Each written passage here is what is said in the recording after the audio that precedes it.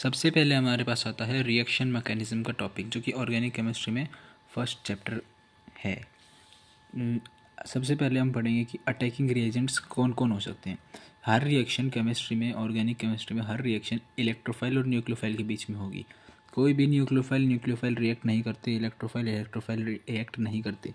Electrophile और nucleophile होते हैं अटैकिंग रिएजेंट्स। और न्यूक्लियोफाइल क्या होता है? न्यूक्लियोफाइल अभी हमारे पास है न्यूक्लियोफिलिसिटी, तो है ना, न्यूक्लियोफिलिसिटी पढ़ने से पहले ये बेहतर रहेगा कि हम जान लें न्यूक्लियोफाइल्स और इलेक्ट्रोफाइल्स होते क्या हैं। तो न्यूक्लियोफाइल्स होते हैं न्यूक्लियस लविंग स्पीशीज़, और इलेक्ट्रोफाइल्स होते हैं इलेक्ट्रॉन लविंग स्पीशीज़। न्यूक्लियोफाइल मतलब जिसको जैसे electrophile electron loving species, electrophile loving species electron की, तो मतलब उसको इलेक्ट्रॉन से प्यार है, उसको इलेक्ट्रॉन चाहिए, मतलब कहीं ना कहीं उसके पास इलेक्ट्रॉन की कमी होगी। जिसको इलेक्ट्रॉन चाहिए उसको क्यों चाहिए? क्योंकि उसके पास नहीं होंगे। तो इलेक्ट्रोफाइल इलेक्ट्रॉन डेफिशिएंट होते हैं। और न्यूक्लियोफाइल न्यूक्लियस लविंग स्पीशीज़ होते हैं। न्यूक्लियस में क्या होता है? न्यूक्लियस के अंदर तो सिर्फ प्लस चार्ज रहता है, इलेक्ट्रॉन्स तो एटम के सराउंडिंग में शेल्स में घूमते रहते हैं। तो न्यूक्लियस से पता चल जाना चाहिए कि इसके पास प्लस चार्ज नहीं, इसके पास वो होती है इलेक्ट्रॉन्स की कमी नहीं होती है, इलेक्ट्रॉन्स इसको चाहिए नहीं। और न्यूक्लियस लविंग स्पीशीज़ हैं, इनके पास इलेक्ट्रॉन्स की एबंडेंस होती है, ये किसी और को डोनेट कर सकते हैं। इलेक्ट्रोफाइल होते हैं जिनको इलेक्ट्रॉन खुद को चाहिए। न्यूक्लियोफाइल और इलेक्ट्रोफाइल दो टाइप के हो सकते हैं, एक चार्ज और एक न्यूट्रल।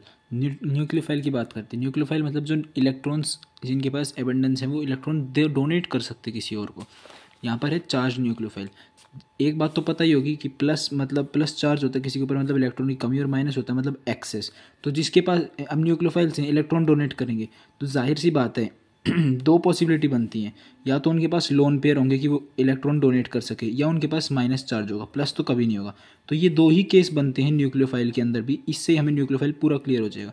दो तरीके के हो सकते हैं न्यूक्लियोफाइल, एक जिसके ऊपर माइनस चार्ज होता है और एक जिनके पास लोन पेयर होता है। तो चार्ज न्यूक्लियोफाइल्स में हमारे पास आते हैं H negative, D negative, T negative, OH negative, SH negative, NH2 negative, I negative, Cl negative, Br negative और एटसेट्रा। तो ये जिनके पास भी माइनस चार्ज है, ये तो चार्ज न्यूक्लियोफाइल्स हुए। अब सीधी सी बात है, माइनस चार्ज है मतलब इनके पास एक्सेस ऑफ इलेक्ट्रॉन है, तभी इनके ऊपर माइनस का चार्ज आया है और ये डोनेट करने के काबिल हैं। न्यूट्रल इलेक्ट्रोफाइल होते हैं जिनके पास लोन पेयर होता है, ताकि वो लोन पेयर से ये अपने लोन पेयर्स को, जो इलेक्ट्रॉन्स है लोन पेयर में, इनको डोनेट कर सकें। इनके ऊपर चार्ज कोई भी नहीं होता, ये न्यूट्रल होते हैं। न्यूट्रल न्यूक्लियोफाइल होते हैं H2O, OR, OH, RNH, RSH। इनके पास, इन आइटम्स के पास लोन पेयर होते हैं, तो ये भी डोनेट कर सकते हैं। उसके बाद आता है इलेक्ट्रोफाइल, जिसके पास कमी है, अभी बताया। अब दो केस हो सकते हैं, सिर्फ दो केस। एक तो प्लस चार्ज जो मतलब इलेक्ट्रॉन मांग रहा है, एक जिसका आउटर मोस्ट में 8 इलेक्ट्रॉन पूरे ना हो, इसका मतलब इनकम्प्लीट ऑक्टेट। तो यही दो केस बनते हैं हमारे पास। इन्हीं दो केस से हमको पूरा इलेक्ट्रोफाइल भी क्लियर हो जाएगा। इलेक्ट्रोफाइल में आता है H positive, D positive, T positive, I positive, Br positive, Cl positive, जिनके पास प्लस चार्ज है। और H3O पॉजिटिव पता ही है, ये होता है वाटर का आयन होता है। H पॉजिटिव को ये H3O पॉजिटिव भी लिखते हैं। ये NH4 पॉजिटिव, ये वीक इलेक्ट्रोफाइल्स हैं, मतलब इनको कमी तो है, बट ये ज़्यादा उससे मांग नहीं सकते ज़्यादा ज़ोर से। इनकम्प्लीट ऑक्टेट वाले होते हैं AlCl3, AlBr3, BF3Cl, BCl3। इसमें जो सेंट्रल एटम होता है ना, AlCl3 लिखा जैसे Al, इसके पास Al के पास 3 इलेक्ट्रॉन होते हैं वैलेंस में। और अगर ये 3 बॉन्ड बना रहा है Cl के साथ, Cl के पास और इलेक्ट्रॉन भी होते हैं, बट बॉन्ड तो एक ही बनाएगा। ये एक Cl और जुड़ गया, ये एक Cl और जुड़ गया। अब हम अगर काउंट करते हैं ना, तो दो इलेक्ट्रॉन ये, 2 इलेक्ट्रॉन ये और 2 इलेक्ट्रॉन ये। Al के पास कितने इलेक्ट्रॉन है? Al के पास है 6 इलेक्ट्रॉन्स। क्या इसका ऑक्टेट कंप्लीट है? नहीं है, क्योंकि 8 इलेक्ट्रॉन्स पे ऑक्टेट कंप्लीट होता है। जैसे BF3 को ले सकते हैं। बी के बाद बोरोन होता है, hydrogen, helium, lithium, beryllium, boron. 2 तो नोबल गैस तक बन जाता है, बाकी के 3 इलेक्ट्रॉन्स वैलेंस में बचते हैं। F और F लगा दिया, बॉन्ड बनाया। तो इसकी बी के भी आउटर मोस्ट में कितने इलेक्ट्रॉन हुए? 6 इलेक्ट्रॉन्स। इनकम्प्लीट ऑक्टेट है, कंप्लीट नहीं है। तो ये इलेक्ट्रोफाइल है, इसको कमी है, इसको भी कमी, ये मांगेंगे, इनको मांगना है इलेक्ट्रोफाइल्स को। और जैसे ये हैं, ये जो होते हैं ये न्यूट्रल होते हैं। इनके पास क्या होता है कि जैसे ये है, ये वाला आइटम, इन सब का समझ जाना।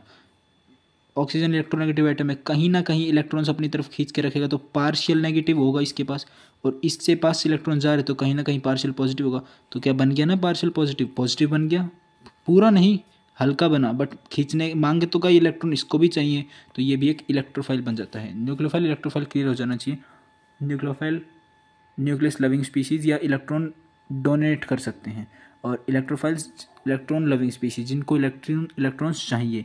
न्यूट्रल और चार्ज अब याद करने की ज़रूरत नहीं कि सबको याद करें, कुछ बेसिक न्यूक्लियोफाइल्स ये जैसे I negative, B R negative, C L negative, O H negative, S H negative, ये इंपॉर्टेंट कुछ याद हो जाने चाहिए। H2O, ROH, RSH, RNH, ये तो ईजी हैं, ये भी याद हो जाने चाहिए। ये प्लस प्लस तो दिख ही जाएंगे, हमको समझ आ जाएगा। ये जैसे ये देखते याद हो जाने, देखते ही समझ आ जाना चाहिए, याद करने की जरूरत नहीं, देखते ही समझ आ जाना चाहिए। और ये हम चेक भी कर सकते हैं किसका ऑक्टेट कंप्लीट है किसका नहीं।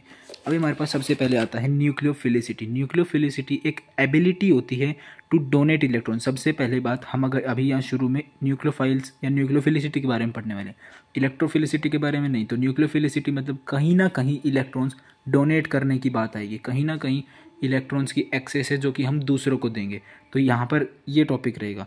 न्यूक्लियोफिलिसिटी का मतलब होता है कितनी एबिलिटी से कोई डोनेट कर सकता है इलेक्ट्रॉन्स किसी और एटम को, मॉलिक्यूल को या ग्रुप को।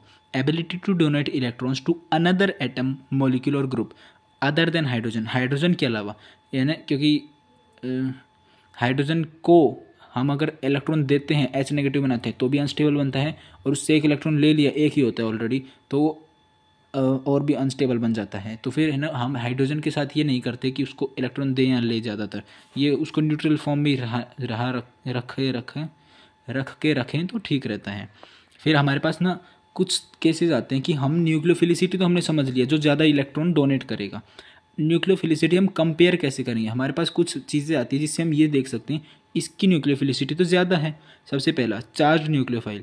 न्यूक्लियोफाइल अभी मैंने बताया था दो ही टाइप के होते हैं, चार्ज और न्यूट्रल। सीधी सी बात है, जिसके पास ज़्यादा ऐसे इलेक्ट्रॉन्स है ना, चार्ज है जिसके ऊपर नेगेटिव, और सबको पता है कि ये ना एक न्यूट्रल एटम सबसे ज़्यादा स्टेबल रहता है। कोई भी आयन होता है ना, आयन, वो हमेशा न्यूट्रल बनना चाहता है, चाहे वो प्लस हो चाहे वो माइनस हो। अगर वो न्यूट्रल स्टेट में आए तो वो ज़्यादा स्टेबल रहता है। तो ये समझ लेना कि जिसके ऊपर माइनस होगा या माइनस, न्यूक्लियोफाइल है तो माइनस ही होगा, जिसके ऊपर माइनस होगा ना वो अपने इलेक्ट्रॉन देके जल्दी से न्यूट्रल होना चाहेगा, तो इसकी न्यूक्लियोफिलिसिटी ज़्यादा होगी। शायद मैं समझा पाया रीज़न के साथ कि क्यों न्यूक्लियोफिलिसिटी चार्ज न्यूक्लियोफाइल्स की ज़्यादा होती है, क्योंकि वो जल्दी से अपने इलेक्ट्रॉन हटा के न्यूट्रल बनना की कोशिश करेंगे। तो charge nucleophiles are have more nucleophilicity than neutral nucleophile. Second हमारे पास किया जाता है more number of donating sites will have more nucleophilicity.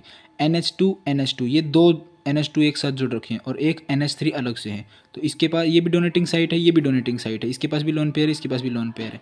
तो है ना, इन पोलर मीडियम, जिस पोलर मीडियम के अंदर तो ये जो होता है कि है ना, जिसके पास ज़्यादा डोनेटिंग साइट्स होती हैं उसका न्यूक्लियोफिलिसिटी ज़्यादा होती है। और है ना, जब हम बात करते हैं ऑर्डर ऑफ न्यूक्लियोफिलिसिटी गैसेज में, तो ये ऑर्डर रिवर्स हो जाता है, बस इतना ही याद रखना है। अभी हमारे पास एक क्वेश्चन आता है कंपेयर करने का न्यूक्लियोफिलिसिटी को NaF, NaCl, NaBr और Na में।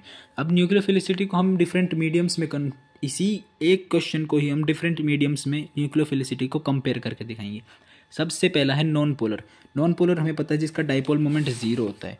अभी हमारे पास ना इसमें एक कंसेप्ट पुराना लगेगा 11th क्लास का, जैसे कि NaF, मैं लिखता हूँ NaF, NaBr, NaCl और Na। बात तो ये है कि है ना, Na जो कैटायन पार्ट है, जिसका पॉजिटिव होता है, अगर ब्रेक करेंगे तो Na पॉजिटिव बनेगा ना और F नेगेटिव, तो जिसका ये कैटायन पार्ट, ये तो सब में सेम है। तो कहीं ना कहीं अब हमें ना जाएंगे किस पर, एक बात जानने की है कि ना, इसमें पहले तो हमें वो बनाना पड़ेगा, न्यूक्लियोफाइल बनाना पड़ेगा पहले। NaF को न्यूक्लियोफाइल नहीं है, NaF थोड़ी न्यूक्लियोफाइल, F नेगेटिव है न्यूक्लियोफाइल। अगर ये बॉन्ड टूट जाती है और F नेगेटिव बन जाता है, अगर ये बॉन्ड टूट जाती है और Cl नेगेटिव बन जाता है, अगर ये बॉन्ड टूट जाती है और I नेगेटिव बन जाता है, तो हम कहीं ना कहीं कंपेयर कर सकते हैं कि न्यूक्लियोफिलिसिटी का ऑर्डर किस में ज़्यादा होगा। तो सबसे पहले बात आती है कि बॉन्ड टूटना चाहिए। अब देखना है NaF, NaCl, NaBr, Na में, Na तो सब में सेम है और हमारे पास 11th में था, बस जितना बता रहा हूँ उतना याद रखना। 11th में फेजान्स रूल कहता है greater anion size greater will be covalent bond। Covalent bond. Anion क्या होता है, नेगेटिव चार्ज होल्ड करने वाला, तो इसका सबसे ज़्यादा साइज बड़ा होता है FCl Br I। पीरियड के लॉन्ग ऐसे साइज बढ़ता है, पीरियड नहीं ग्रुप के लॉन्ग ऐसे साइज बढ़ता है नीचे की तरफ, तो सबसे ज़्यादा साइज इसका है। तो जिसका greater will be the size, greater will be the covalent bond. और हमारे पास पता है आयोनिक बॉन्ड, ये बस समझने की बात है, इसको समरी दूंगा। Ionic bond is more stronger than covalent bond.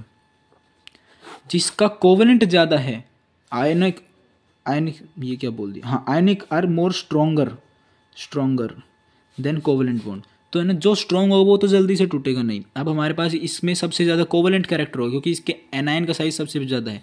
तो अगर हम कोवेलेंट कैरेक्टर की बात करेंगे तो अगर मैं इसको 1 2 3 4 अगर लेबलिंग कर दूँ, कोवेलेंट कैरेक्टर सबसे ज़्यादा होगा 4 में, फिर 3 में, फिर 2 में, फिर 1 में, क्योंकि साइज सबसे बड़ा है, फिर उससे कम है, उससे कम है और सबसे कम है। तो ये हो गया हमारे पास कोवेलेंट कैरेक्टर का ऑर्डर। और इसका उल्टा क्या होगा, आयोनिक कैरेक्टर का ऑर्डर। आयोनिक कैरेक्टर का ऑर्डर इसका जस्ट अपोजिट हो जाएगा कि इसको ब्रेक करना सबसे ज़्यादा मुश्किल है। तो यानी जिसके अंदर सबसे कम कोवेलेंट कैरेक्टर है, मतलब कहीं ना कहीं आयोनिक कैरेक्टर ज़्यादा होगा, और आयोनिक कैरेक्टर ज़्यादा होगा तो हम तोड़ नहीं पाएंगे। इसके अंदर कोवेलेंट कम है ना सबसे, तो आयोनिक कहीं ना कहीं ज़्यादा होगा और हम इसको ब्रेक नहीं कर सकते। तो ये F नेगेटिव बहुत लेट बनेगा या नहीं बनेगा, तो इस हमारे पास जल्दी से यहाँ से ब्रेक हो जाएगा। और I negative, Cl negative, Br negative और F नेगेटिव, इसमें हम है ना अब चार्ज की स्टेबिलिटी देखेंगे, कौन सबसे ज़्यादा जल्दी दे सकता है, तो वो हो जाएगा, नहीं अभी स्टेबिलिटी देखने की वैसे कोई ज़रूरत नहीं, क्योंकि पहले जब जो टूट ही नहीं रहा ढंग से, जो जल्दी से ब्रेक ही नहीं हो रहा, वो कैसे डोनेट करेगा। जो सबसे जल्दी ब्रेक हो जाएगा ना, कोवेलेंट सबसे ज़्यादा किस में, NaI में है सबसे ज़्यादा कोवेलेंट, तो सबसे पहले ब्रेक होगा तो सबसे जल्दी इलेक्ट्रॉन्स देगा, फिर FCl Br, हाँ NaBr, फिर NaCl, फिर NaI, इधर ग्रेटर साइन लगा दिया। अभी हमारे पास आती है दूसरा मीडियम की पोलर प्रोटिक सॉल्वेंट में। पोलर प्रोटिक सॉल्वेंट में हमारे पास पोलर प्रोटिक सॉल्वेंट्स वो होते हैं जिनके अंदर हाइड्रोजन बॉन्डिंग पॉसिबल होती है, हाइड्रोजन बॉन्डिंग कर सकते हैं। अगर FCl Br I और नेगेटिव ऐसे रखते हैं ना, हम इनके एनायंस को तो क्या है कि इसके अंदर सबसे ज़्यादा हाइड्रोजन बॉन्डिंग होती है F के अंदर, इसके बाद Cl में और कम होती है, इसमें और कम होती है और इसमें सबसे कम होती है। तो है ना, एक बात बताना, अगर हाइड्रोजन बॉन्डिंग हो गई है, बॉन्ड बन गए हैं हाइड्रोजन के साथ, तो वो इलेक्ट्रॉन जल्दी देगा, या जो फिर जिसके पास चार्ज प्रेजेंट है, जिसके साथ कोई बॉन्डिंग नहीं है, वो पहले देगा। इसके पास नहीं है कोई बॉन्डिंग वैसे अलग से, तो इसके पास सिर्फ चार्ज है, तो ये सबसे पहले इलेक्ट्रॉन्स देगा। तो न्यूक्लियोफिलिसिटी का ऑर्डर क्या बन जाएगा, फिर से I negative, Br negative, Cl negative, F negative, इसमें NaI, NaBr, NaCl, NF। तो ये भी न्यूक्लियोफाइल का ऑर्डर, न्यूक्लियोफिलिसिटी का हमारा पूरा हो चुका है। अब हमारे पास आता है कि पोलर प्रोटिक सॉल्वेंट के बारे में। पोलर प्रोटिक सॉल्वेंट मतलब which can not form hydrogen bonding. इसके अंदर हमारे पास क्या आता है कि इसके अंदर हमारे पास ऑर्डर जस्ट अपोजिट हो जाता है। इसमें हम लिखेंगे कि न्यूक्लियोफिलिसिटी का ऑर्डर हो जाएगा F negative, Cl negative, Br negative और I नेगेटिव। इसमें हम क्या सोच सकते हैं, और कि हाइड्रोजन बॉन्डिंग तो होने रही, तो सब खुलम खुला है, सब आज़ाद हैं। अब है ना क्या है कि I नेगेटिव का साइज होता है बहुत ज़्यादा, तो चार्ज होता है जो माइनस का, ये डिस्पर्स हो जाएगा, बहुत दूर दूर फैल जाएगा। और F नेगेटिव का साइज छोटा और उसके ऊपर चार्ज ज़्यादा, तो क्या है कि जल्दी न्यूक्लियोफाइल जल्दी अपनी इलेक्ट्रॉन्स दे देगा ये, ताकि इसके ऊपर ये चार्ज थोड़ा कम हो जाए। और F negative, Cl negative, Br negative, I negative, इसीलिए ऑर्डर है F सबसे जल्दी इलेक्ट्रॉन्स देगा।